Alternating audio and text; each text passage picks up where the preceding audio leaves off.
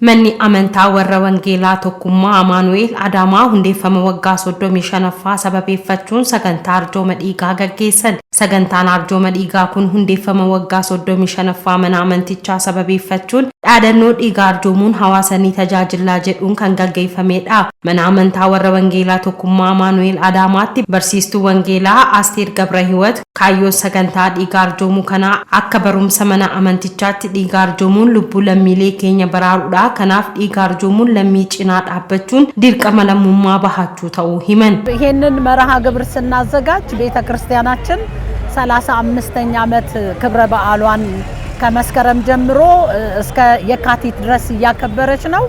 አንዱ እንግዲህ በሀገራችን በተለያየ አደጋዎች ምክንያት በተለያዩ በልዩ ልዩ ህመም ምክንያት እንግዲህ በደም እጦት ምክንያት ህይወታቸውን የሚያጡ በርካታ ሰዎች ስላሉ አንዱ በማህበረሰባችን ውስጥ ተሳትፎ ለማድረግ የቤተ ክርስቲያናችን መሪዎች አገልጋዮች እንዲሁም ደግሞ ማህበረ ምእመናኑ ዛሬ ከማለዳ ጀምሮ እንደዚህ በሚታየው መልኩ ደም እየለገስን ያለነው ያው ከመጽሐፍ ቅዱስ አስተምሮ ሰዎች ችግር በሚገጥማቸው ጊዜ ወይንም ደግሞ የተለያየ ሁኔታው ሲገቡ ማንኛውንም ሰው እንደ ክርስቲያን እንደ አማኝ ድጋፍ መስጠት ስላለብን ነው። ኢትጋፈተምቱ ዋጅረ ፈያ መካላ አዳማ ሲስተር ሰሚራ መሐመድ dhiigaa arjoomuun kennaa caalu waan ta'eef manni amantichaa sagantaa kana qopheessuusaaf galata qabnaa jedhan. Sagantaan guyyaa hadhaa asitti qophaa'e kun sagantaa guddaa kennaa caalu arjoomni dhiigaa kennuu keessan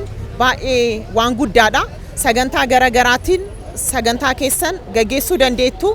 Garuu sagantaan guddaan arjoomni dhiigaa kun deettuu haadholeen da'umsaan dhiiga rakkatanii manneen yaalaa keessatti rakkachaa jiran keessattuu balaa tasaatiin namootni miidhamanii dhiiga barbaadaniif akkaataa kanaan sagantaa kana qindeessitanii dhiiga hunda ka caalu kennaa caalu kana arjoomuu keessaniin ulfaadhaa galatoomaa isiniin jechuun barbaada. Hojii gaggeessaa baankii dhiigaa Adamii Adaamaa obbo Katamaa Dhaqqabaa manneen amantaa sagantaa kanaa qopheessuu isaanii kakka'umsa namoota biroof ta'a waan ta'eef galatoomaa jedhan. Manneen amantaa akkanatti gadi ba'anii dhiiga arjoomuuf arjoomsisuuf yaaluun isaanii namoonni biroos namni kamiyyuu namni umriisaa dhiiga arjoomuuf namni umriisaa 18 hanga 65 yookaan 64 jenna. Sana reenjii kana keessa kan jiru haadholeen dargaggoon namoonni gurguddaan dhiiga arjoomuu keessatti asumatti arganii dhufanii akka arjooman ergaa guddaa qaba jechuudha. Kuni hubannoo hawaasa biraan ga'uu keessatti hojii bal'aatu hojjetama. Inni dura manneen amantaa hojii akkanaatiyyuu hojjetu yaada jedhu sana qabatanii hojii keenya jedhanii akka hojjechaa jiran in agarsiisa. Inni biraa immoo hawaasaafis fakkeenya ta'u. Inni sadaffaa nuyiifis asumaan namoonni asiin socho'an ergaa kana arganii yeroo biraa dhiiga arjoomuu akka danda'an in taasisaa waan guddaadha jechuudha. Namoonni dhiiga arjooman gama isaaniitiin dhiigni nuti arjoomnu lubbuu namootaa waan baraaruuf fuulduraas itti fufnaa jedhan. መለገስ ማለት ጥሩ ነገር ነው. dhiiga arjoomuun waan gaariidha. Namoota biroof jiraachuu jechuudha. Namoonni dhiiga dhabanii du'an hedduudha. Kanaaf dhiiga kennuun lubbuu namoota baraaruu akka ta'e amannee kennaa jirra. Ani yeroo 50 ol kenneen jira. ሀገራችን ላይ ነው ደም ወደ 50 ምናምን ጊዜ ሰጥቻለሁ። በመጀመሪያ ደረጃ የአእምሮ ሳቲስፋክሽን ይኖረዋል። በቃ dhiiga arjoomuun boqonnaa sammuu namaaf kenna.